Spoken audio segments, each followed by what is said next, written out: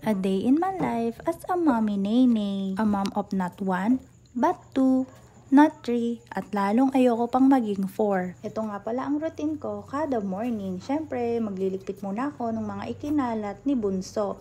Hindi lang pala si Bunso yung nagkakalat, pati na rin si Daddy at si Ate.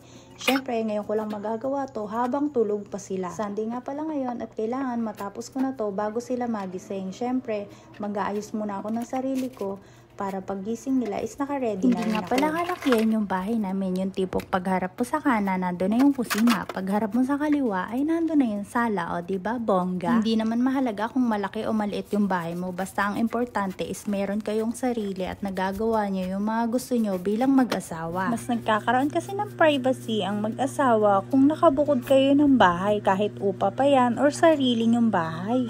Tulad nitong pagdiligpit, kung sa iba ka nakatira or may kasama ka sa bahay, syempre hindi mo magagawa yan kasi kailangan tapusin mo yung trabaho dahil mahihiya ka sa mga kasama mo. Eto na nga, nagising na nga si Bunso. Ngayon ang gagawin ko is paliliguan ko pa siya. Nakaligo na nga pala ako nung time na yan. Kasi ganun talaga, kailangan unahan ko silang lahat para magawa ko yung mga dapat kong gawin. Habang tulog pa si Daddy at saka si Ate, kailangan i-condition ko muna si Sia kasi kung hindi, nako, magbabaribot yan hanggang sa mawala siya sa mood. Yung time na yan is nasa mood naman siya, kaya papaliguan ko na siya.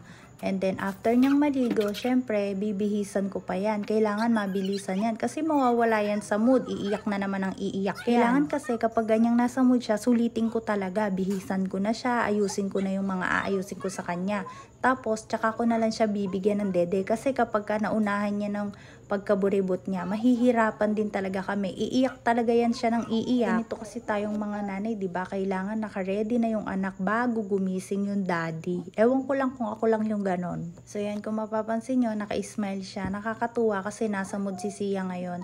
Madalang kasi siya yung ganyan eh. Kasi pagka yung maaga siya kigising, wala talaga siya sa huwisyo niya. Iyak talaga yan ng iyak. Buti na lang natapat na Sunday is masaya siya ngayon.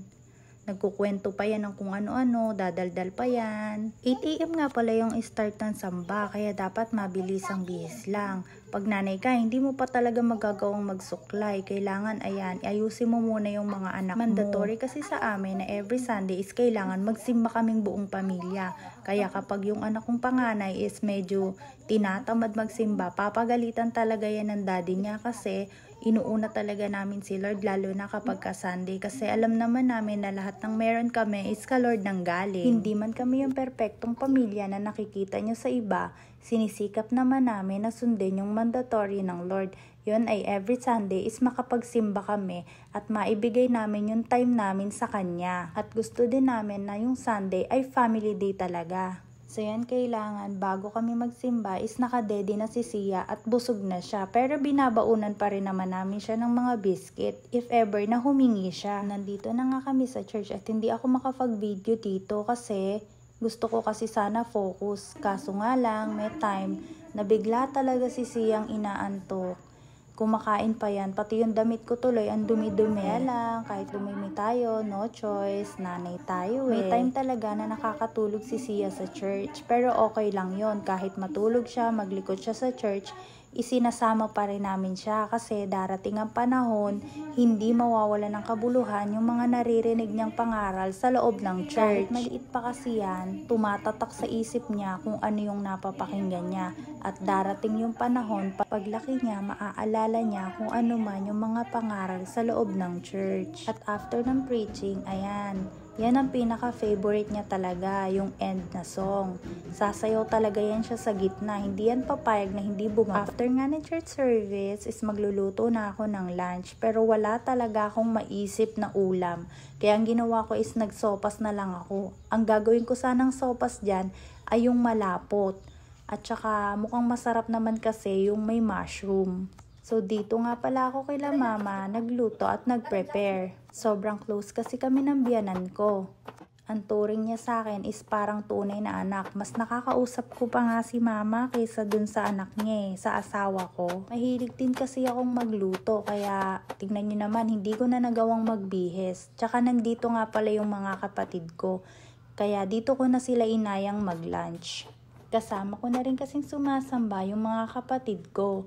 Kaya masayang masaya ako at nakasanayan na namin na after church service is dito sila magla-lunch sa amin sa may tabi ng rampa sa Riverside.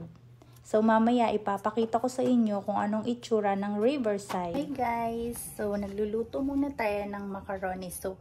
Macaroni soup, sopas lang naman yun. Okay. Mahirap kasi talagang mag-isip ng ulam, lalo na tayong mga nanay. So, yan, dito nga pala ako nagluluto kay mama. Yan, dito. Okay, mamaya ipapakita ko pagkatapos kong magluto.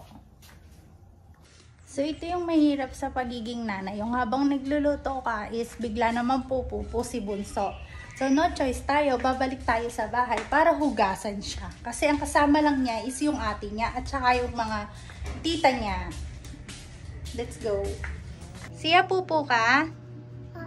Anong sagot? Okay, hugas ka ni Mami? Anong sagot? Okay. Yan nga pala yung isang tita ni Zia. Anong ginawa mo? Yan, hirap na hirap silang bihisan si Zia. Kasi malikot talaga yan. Kukulitin ka pa niyan, magtatumbling pa yan. Buti nga hindi pinupunit yung diaper eh. Minsan kasi yan, habang binibihisan mo siya, pupunitin niya yung diaper niya. Pero hindi naman sobrang likot ni Sia eh. May mga time lang. Pero mabait yung bata na yan. Minsan yan, naiiwan ko, nakakagawa ko ng gawaing bahay, nanonood lang siya. Sabi nga nung biyanan ko, ginhawang alagaan. Alright, so after nating maghugas ng puwet ni Bunso, is kailangan na natin bumalik doon para magluto. Oh, malapit na kasing mag-lunch. Yan talaga ang perks ng pagiging naynay. Habang nagluluto nga ako is may dumating na dalawang nagbabahay-bahay. May dala po silang itlog. Ayan, tonto. Sia! Sia, hi! Sia, hi! Hi! Hi, guys! Ay, Sia! Oh. What's that? Egg. Oh, egg ko. Ito na nga yung niluto ko na sopas. Hindi naman siya sopas eh. Ang ginagaya ko kasi is yung malapot na sopas. Ganon. Hindi ko alam kasi yung tawag dun eh. Basta nag-iimbento lang ako bigla ng luto. Gusto ko talaga yung malapot siya. Nilagyan ko naman siya ng cornstarch eh. Hindi ko alam kung bakit hindi siya ganong lumapot. Pero okay lang. Okay, so lunch time. Ito nga pala yung pinrepare ko na ulam. Simpleng ulam lang sa gilid ng tubigan. O diba? Sobrang sarap. Gusto ko talaga ng sili. Ito nga pala yung sinasabi ko sa inyo kanina na Riverside. O diba? Ang ganda-ganda ng view habang kakain kayo ng lunch. Ito na yung time na pinagpe-pray namin si Sia. Sinumpong na naman. Kasi yan pag sinabi mong pray na, nagdadasal siya. Eh ngayon, sinusumpong na naman siya. Ayaw daw niyang mag-pray o umiiling pa. May time pa yan, magtatampo pa yan. Ganun yata talaga ang bata eh. Meron talagang oras na sinusumpong. So kinulit namin siyang mag-pray. At ito yung nangyari. O diba, tampo? Galing eh, no? So, hindi na namin siya pinilit mag-pray kasi baka mamaya magbago pa yung isip niya. Mamaya na lang siya magdasal. Gustong-gusto niya talaga yung itlog na yun. Hi guys! So, it's lunch time na. Ito po yung ulam namin. Kain na! Baka maipit. Ito yung time na kapag nanay ka is hindi ka talaga makakakain ng mabuti. Kasi kung mapapansin nyo, wala na naman si Bunso. Ikot siya ng ikot kung saan-saan siya nagpupunta. Yung sasando ka pa lang ng kanin pero mamaya tatayo ka na para kunin siya. Kasi nagtatampisaw siya sa timba. At eto na nga, pumayag na siyang mag-pray. Our Lord, thank you for this food. Sanctify in Jesus' name we pray. Sa wakas natuloy na. So, ang sarap ng kain namin dito sa Riverside. At nagtataka nga po yung kong panganay kung bakit kada Sunday daw is malakas siyang kumain. Masarap naman kasi talaga kumain kapag marami kang kasabay.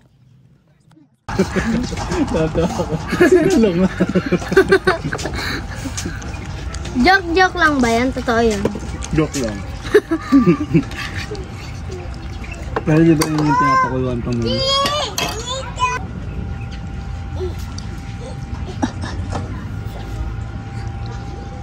Ang ginagawa mo? Ha? Ano? Nangungulit ka? Makulit ka? Oo, makulit ka? Pangilan mo na yun. Bawal yung makulit ha? No! Anong no? Sino nagpupush? Ilang ka? Pinupush daw niya yung gate. Bakit saan ka ba pupunta? Ang kulit mo ah. Pogi. Nabusog ka? Yeah. Wala naman nakaikot. Siya, anong gagawin mo? Mangunguha ka ng fish? Ha? Nasa ipangkuha mo ng fish? Patingin nga. Ayan ba? Maganda ba yan? Sino gumawa? Ha? Saan ka pupunta? Ha? Mangunguha ka fish. Fish. Oh, mamaya papagawa tayo ng mas mahaba. Baka mahulog ka eh. Eto nga pala yung labahan, malapit sa amin. Ang sarap kayang maglaba dito, lalo na kung ang lalaban mo ay yung carpet. Malinis-linis naman yung tubig dito, pwede na kapag ka mga decolor na gamit. Ang init pa, makakatuyo agad. Alright mga kanini, nakakain na po kami ng lunch at namamahinga na lang kami dito sa riverside. So kung makikita nyo, yan po yung view ng likod bahay namin. Yes, maliligo na ako. Yan. So maganda po yan, malinis naman. May tumataw lang na aso. Yan ang kahirapan sa pagbablog. Ang sarap talagang maging bata. Piruin mo, nagpupukpok lang ng yelo yung ate niya. Akala niya is may snow na talaga. Kapag ganitong time is inahayaan ko si Sia na magdumi muna. Kasi nga bata siya, hindi habang panahon kailangan malinis siya. Gusto ko rin kasi is maranasan niya yung simpleng buhay ng pagiging bata. Kaya hayaan natin siyang maging dugyot, minsan lang naman. Snow? Saan ka galing? Ha? Galing kang snow? Galing ka Korea? Pogi naman. Ayun na.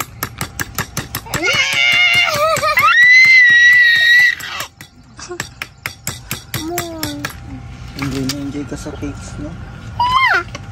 Ang ganda talagang mamuhay dito sa probinsya. Makakakita ka talaga ng mga bukid, kalabaw, at uso pa rin naman kasi sa amin dito yung kalabaw, yung sa pag-aararo. Kaya kung makikita nyo, ayan, may dumadaan so, ito po na yung pinakahihintay ng anak kong panganay. Ligo time. Naglagay nga pala si Papa ng lubid, panghawak nila kasi syempre safety first. May kasama naman silang adult, kaya panatag kami ni Daddy na maligo si ate. Kasama niya yung kaedad niyang si Kulin. Wala na pala. Yun lang. Dito ka dapat gumawi. Babalik ka. Wait lang. Hindi ko maintindihan. Ay, mahulog ka ha. Ay, mahulog ka. Ay. Ito, gitna.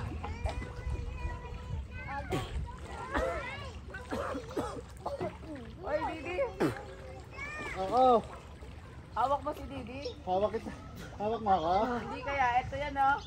Kapadaan.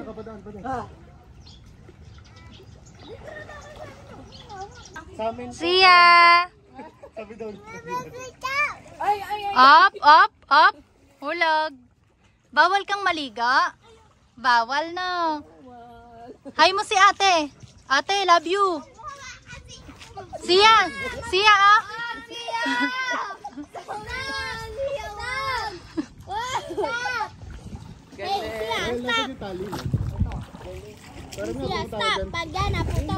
Ayan po yung dalaga na oh. Ayaw nang mag-vlog kasi dalaga na siya. Oh, pero nakaganon pa siya oh. Oh. Life jacket ka pa. Nililigtas ka nga daw niya. Oo. Lunod ka daw, malulunod. Malulunod pala ako. Ay, nililigtas ka oh. Bisaya ka ba? Nilolonod. Ilongga. Malulunod. Hihila daw, hihila. At syempre, hindi mawawala na mainggit si Bunso. Pero dahil bawal siyang maligo sa rampa, ginawa na lang namin ng paraan para makapagtampisaw siya at the same time kasama niya pa rin sila ate niya na naliligo. O diba, as a nenay, kailangan para-paraan tayo para hindi siya mag-iyak. O diba, happy naman siya? Yay! You want more? Gusto mo pa? Oh. Ano sasabihin? Welcome! O, taas mo, mababasa. Taas mo yung kamay mo. Yeah, o, sige, eat ka na, eat na.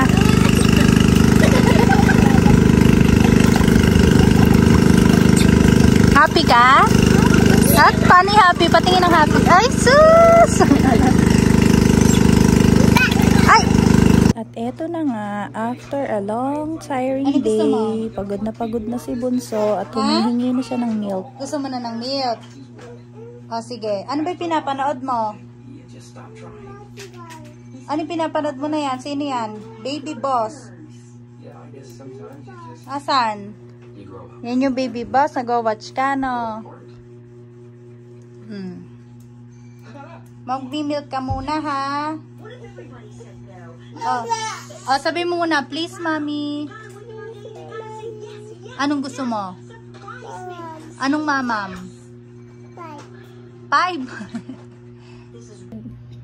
Ha? Okay, sige. Okay, kay Zoe. Sige, kumanta ka muna.